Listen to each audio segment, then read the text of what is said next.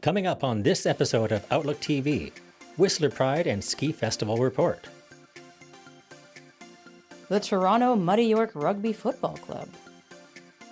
And I went out and talked to the people at the Pacific Rim Cup at their Disco Bonspiel. And much, much more. Hello and welcome to Outlook TV. I'm Emily Ann Fraser. And I'm Darren Monette. We'd like to acknowledge and thank the Squamish, Musqueam, and Tsleil-Waututh nations for the privilege of filming on their unceded traditional territories. Viewers, join me in welcoming Darren as our new co-host full-time for Outlook TV. Thanks. Outlook TV is the queer magazine news show that brings you the stories that matter the most from coast to coast. And kicking us off up in Whistler, Angus shows us a thing or two about pride skiing. Skiing, Emily. Skiing. We're in Whistler Blackcomb for the 32nd Whistler Pride and Ski Festival. There's lots to see and do, so let's go check it out.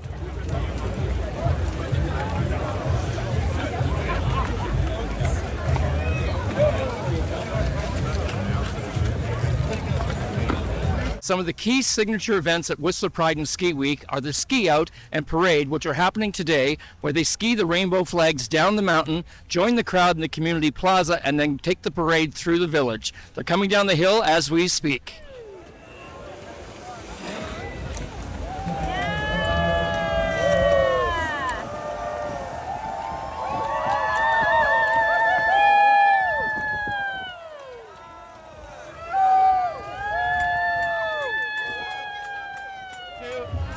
Happy Pride, Whistler!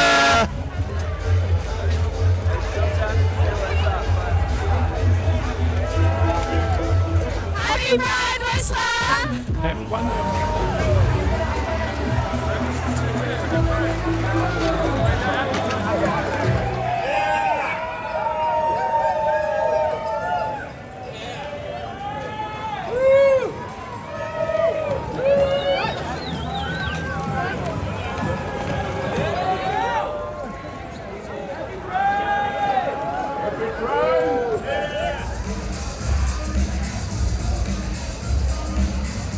The Whistler Conference Center is where many of the nighttime events take place, including Throwback.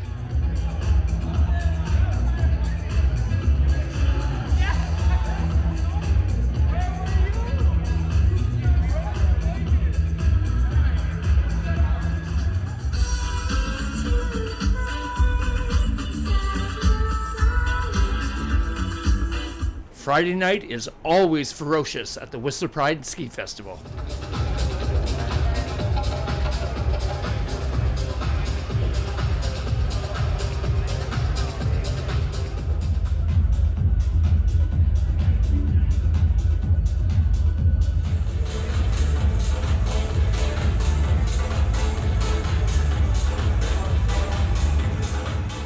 For Outlook TV, this is Angus Pratt at Whistler Blackcomb.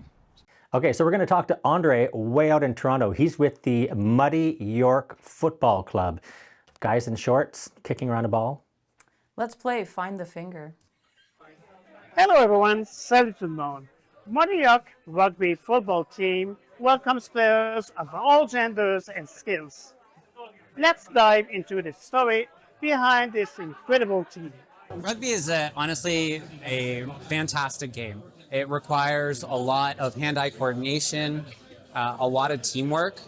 It's basically organized chaos. You always have a plan, and then the plan changes mid-game. You kind of have to roll with it. It's a very fluid situation. Honestly, been the best time of my life. I'm very proud to be a head coach of this team. We've participated in many tournaments around the world, North America, and we've had great success. We run a really special abilities program, which is about removing barriers for anybody who wants to play rugby and learn. I haven't played rugby for the last 2 or 3 years, so wanted to kind of get back into the game, and I miss competitive team sports, and this seemed like a great way to kind of get into it and have a good community as well. Playing with other genders is really interesting because you need to adapt your skills in function of who you're playing against, right? I'm not going to necessarily hit the same person depending on who they are, right? I want to adapt to their skills, adapt to their physicality, and make sure that they have an enjoyable time. I myself had never even heard about rugby before until I was at a practice, and someone said to me, "Hey, you, put on shoes, you're running."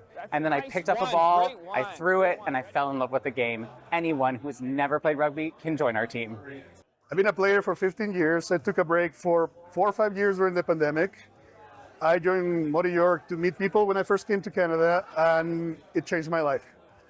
Sport is a really powerful experience, and I think a lot of people don't have access to that. So that was what drew me to Muddy York, was the philosophy of just trying to get everyone involved, regardless of age, gender, experience, disability status. We want to give that sport opportunity to as many people as possible.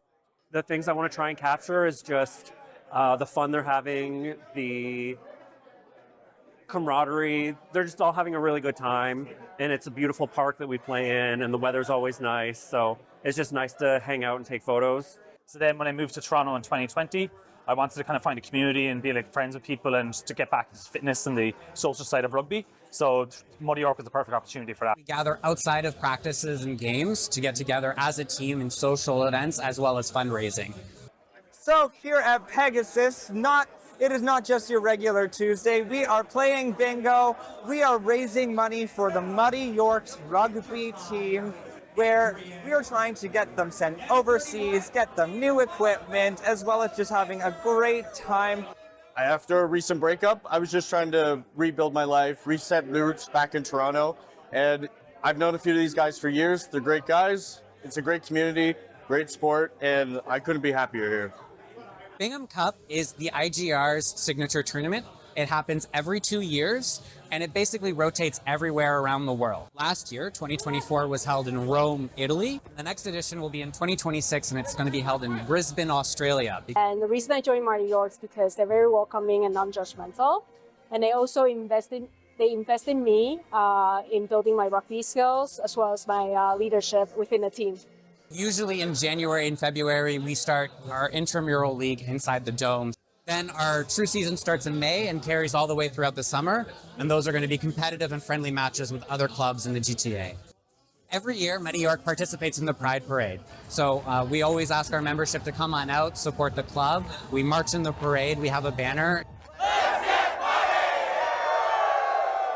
Thank you for being with us. This is Andre Cardiff at Pegasus on Church in Toronto for Outlook TV. Well, it's about that time in the show when we take a little break. Have they found the finger yet? Just stop. Was it severed? You know, Or was it? you're terrible. To the new guy, you're just terrible.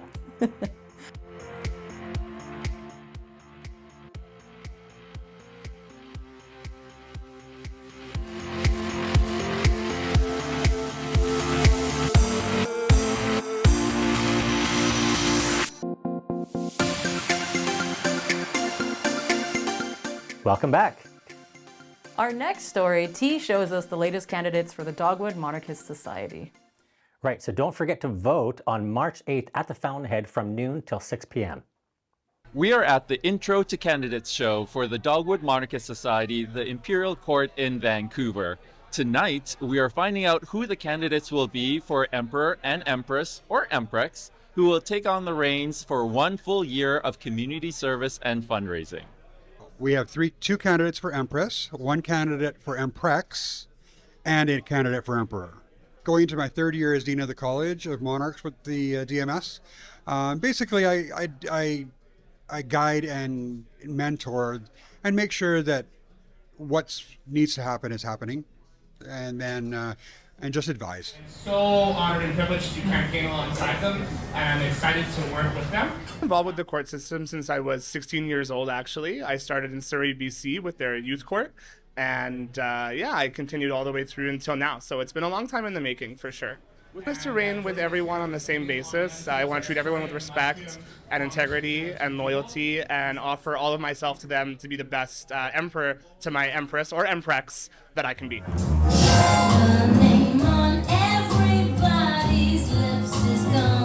I am running to help foster community connection and raise money for some local charities that really need the help so we can keep supporting both our community and the community at large.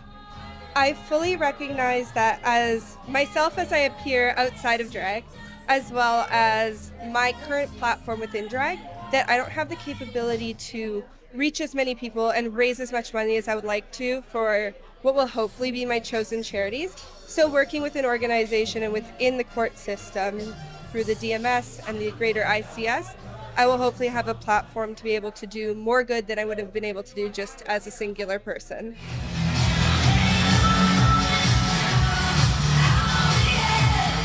In 2006 is when I first started my first career as Miss Gay Vancouver 27 with the Rhinestone Phoenix Charity Foundation. I then went to the Two-Spirit United, formerly known as the Greater Vancouver Native Culture Society, as Elder Princess 37. And then I was ICP 52. And then I was Miss Gay again, number 5 in 2018. So I've had many titles. It's all about community and giving back to community. And I'm all for that. So I love raising money for different charities and just being a part of the community. Drag is like one of my favorite things to do.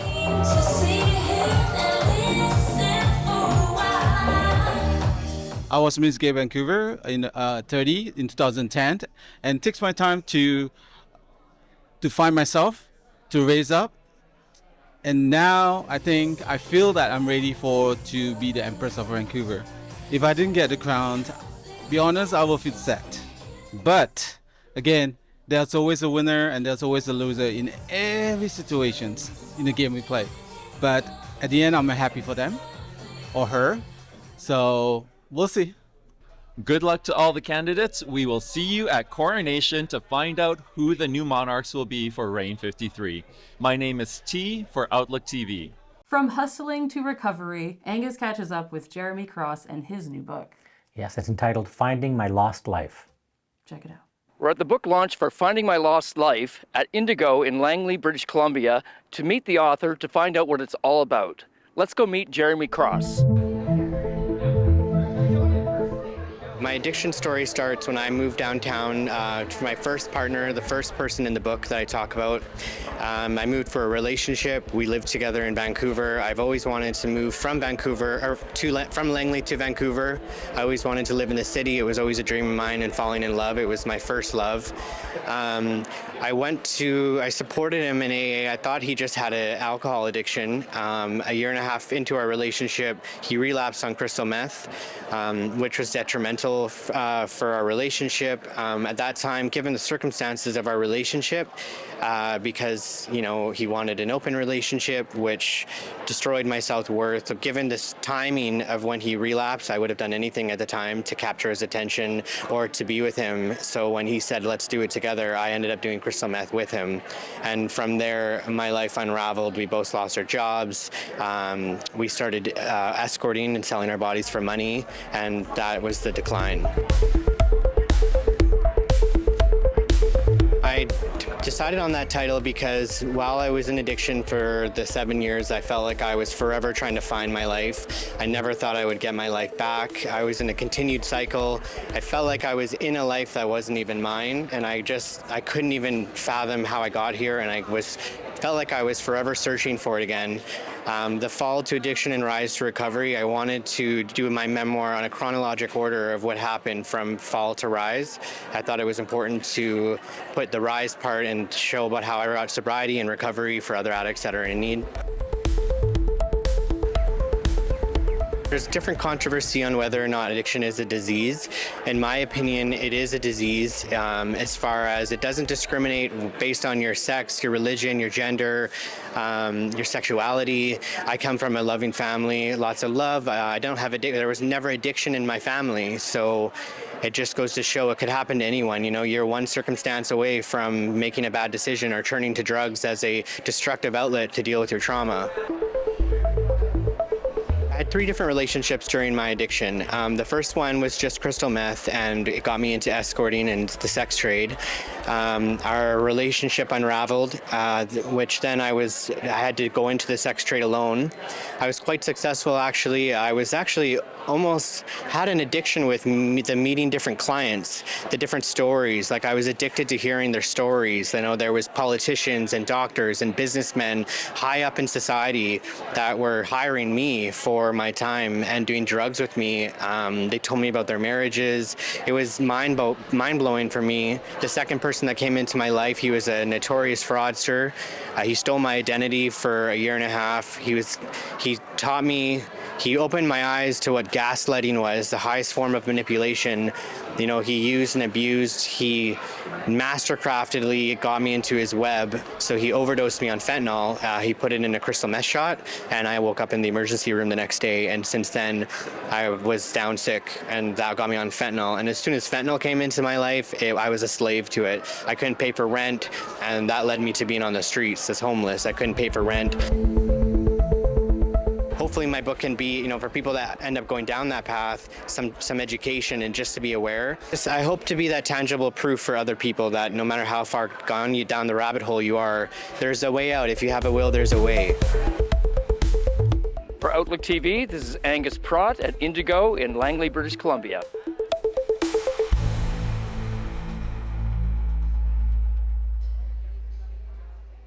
Okay, we're going to take a little break now.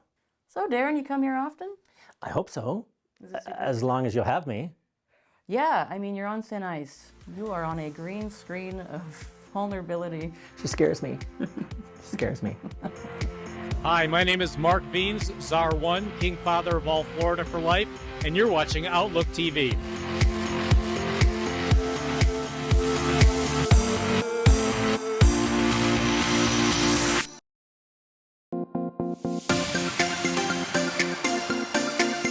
Look at that, Darren, they actually came back. Well, I hope so. So now let's talk to Fancy. They were in Florida with the Imperial Sun Court of all of Florida, not just half, not just a little bit, but all of Florida. With the Imperial Court down there, let's find out a little bit more about it. In the land of Don't Say Gay, we are meeting up with a group of individuals who do dare to say the words gay and a whole lot more. We are at the Sun Court of Florida's Coronation, so let's find out what this event is all about.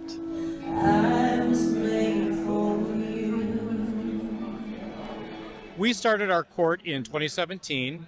There were several of us that moved here to Fort Lauderdale from San Francisco, and we were really missing kind of our community and that special feeling we had of being part of a court community. We really felt that we were ripe to have a chapter of the Imperial Court system down here in Florida. So in 2017, we put our petition into the Imperial Court Council, and we were granted the entire state of Florida. And thus we became the Imperial Sun Empire of all of Florida, and we are known outwardly as the Imperial Sun Court of all Florida.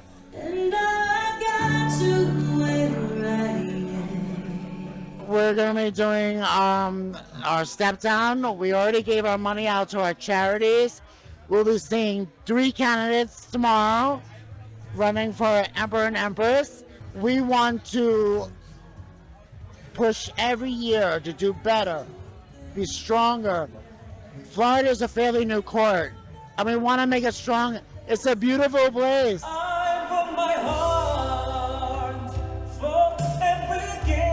We really focused on being home, so we limited our travel to focus on the community here and rebuilding the community here and making sure that we were focused here. But we did travel to Kentucky, San Francisco, Indiana, Denver, Colorado. Feels like I'm living in a world gone mad.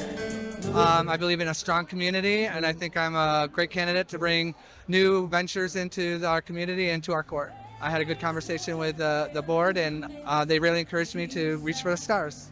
I'd be honored to be the next reigning monarch here in Florida. I think we have a lot of work that we could do building the community, reaching out to more communities in Florida, so I'm looking forward to it.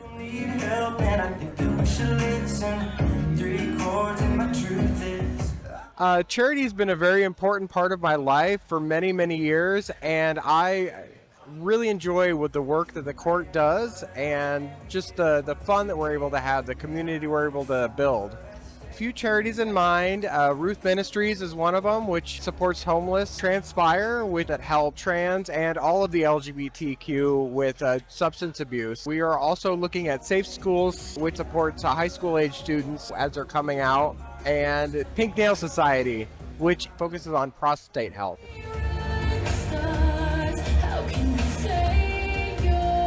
Because we are in a stereotypical red state, you know, our community needs to band together. Moving forward through the future, we only have each other to to rely on. Please rise and be known as the reigning Emperor and Empress of the Imperial Sun Court of all Florida. Their most Imperial Majesties, reigning Emperor Terry Lariat and reigning Empress Rain Chambers.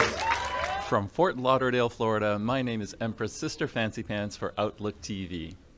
Coming up next, we're talking to the guys and gals at the Pacific Rim Cup. They had their disco bonspiel. I was lucky enough to chat. Hard. Sweep! Hard. Sweep!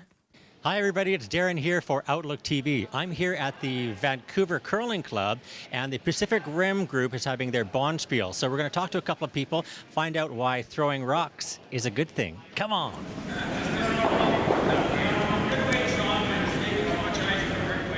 Bonspiel is like a weekend curling tournament. It's like a round robin essentially style. Yeah, it's mostly for fun. There are some competitive teams. Our team's more here for fun, but yeah.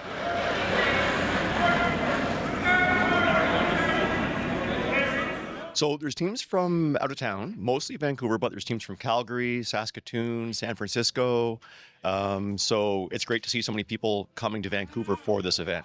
It's fantastic to meet new people and curl against people that we wouldn't normally see.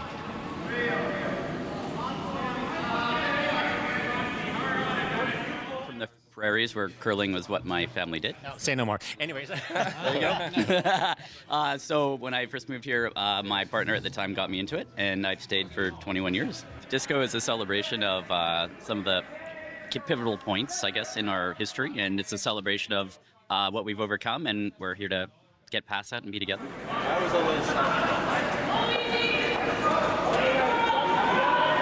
If somebody asked, why you were getting involved in a queer tournament or a queer sport, what's the benefit? So as a teenager, I was forced into sports. As an adult, I've been into sport, and it's a very comfortable space to be athletic, but also make friends and just kind of be your true, authentic self. That's why I played queer soccer for about 15 years, and then I started hurting myself a lot, so decided not to do that. But it's fun to be around other gay people and queer people and just feel safe, and it's safe, fun, doing something fun.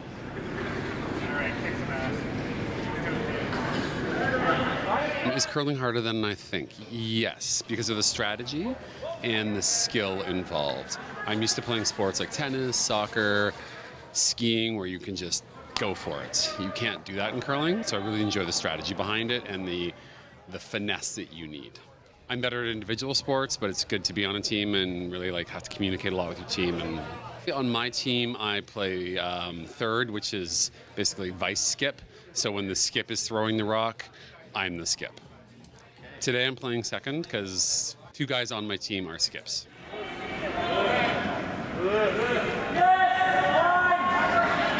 I mean, it would be nice to win a lower division.